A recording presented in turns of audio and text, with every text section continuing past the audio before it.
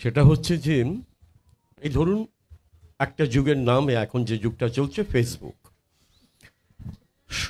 সামাজিক মাধ্যম। তাতে এই যে পরশুদিন মনোজ মিত্র মারা গেলেন, তার আগে 2 মাসে উনি 3 বার মারা গেছেন। এই হচ্ছে যুগের ভয়ঙ্কর দিক। এবং সেটা নিয়ে যে কী সমস্যা হলো, এটা একটা টাটকা উদাহরণ বলে আপনাকে দিয়ে বোঝাতে পারলাম। প্রত্যেকের জীবনে আবার অশান্তিতে ভরে গেছে।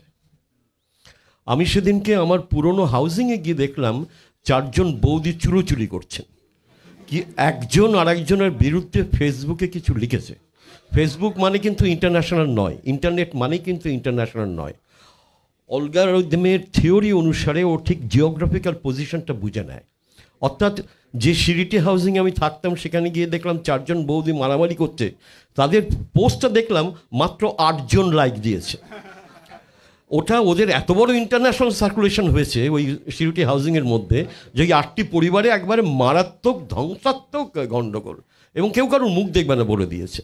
এই যে জায়গাটা, এটা কবিদের মধ্যেও হচ্ছে, এটা বিজ্ঞানীদের মধ্যে হচ্ছে, অধ্যাপকদের মধ্যে হচ্ছে, ছাত্রছাত্রীদের মধ্যে হচ্ছে। এটা কি কোনো কাম্য? এটা কি আমরা আশা করেছিলাম?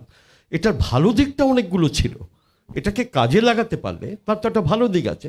ধরুন এই যে অ্যাপিজের উৎসব চলছে, আমি কতগুলো দেখলাম, কতগুলো পোস্ট হয়েছে, এগুলো হচ্ছে পজিটিভ জিনিস। সেখান থেকে আমি জানতে পারছি কে কে অংশ নেবে, কে কী বিষয়ে কথা বলবে।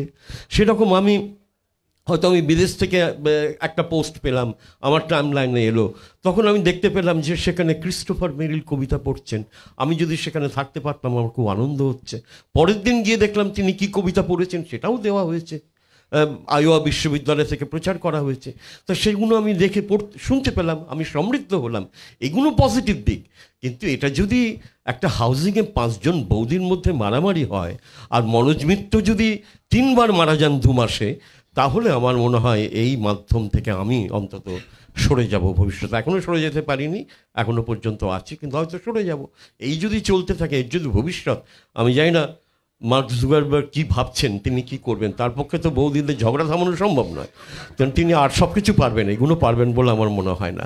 তো যাই হোক, এটা গেল একটা ব্যাপার। আরেকটা ব্যাপার এখানে আমি বলি যে আমি সম্প্রতি চীনে গিয়েছিলাম। চীনে নাকি ফেসবুক বন্ধ, আমি কলকাতায় বসে শুনেছি। এবং বহু লোক এসে বলে ওখানে যাচ্ছ, ওখানে হোয়াটসঅ্যাপে কাউকে কল করতে পারবে না, ফেসবুক নেই, কোনো সামাজিক মাধ্যম, সমস্ত গুল, সমস্ত মিথ্যা কথা। চীন সম্পর্কে যা যা কথা বলা হয় প্রায় এই ফেসবুক নিয়েও দেখলাম যে একই রকম মিথ্যা কথা। যে সমস্ত কথাবার্তাগুলো রটে আমাদের সুবিধার জন্য রটে। আমি তো ফেসবুক খুলছি না চীনে গিয়ে, তারপর হঠাৎ দেখি ফেসবুক নিজে থেকেই আসতে শুরু করলো। মানে আমি একটু টিপতেই দেখলাম ফেসবুকের সমস্ত টাইম লাইনে চলে আসতে শুরু করলো। সুতরাং আমার মনে হয় যে ফেসবুক চীনেও যখন পৌঁছে গেছে, তার তো নিশ্চয়ই একটা প্রয়োজনীয়তার দিক আছে, তার ভালো দিক আছে। কিন্তু আমরা প্রচুর খারাপ ঘটনার, যে কোনো আবিষ্কারের পেছনে এই দুটো জিনিস থাকে, ভালো করবে খারাপও করবে। অ্যান্ড খারাপটা নিয়ে তো মেতে থাকার কোনো মানে হয় না, ভালো জিনিসটাকে নিতে হবে। সেটা কি আমরা নিতে পারছি? সেটা একটা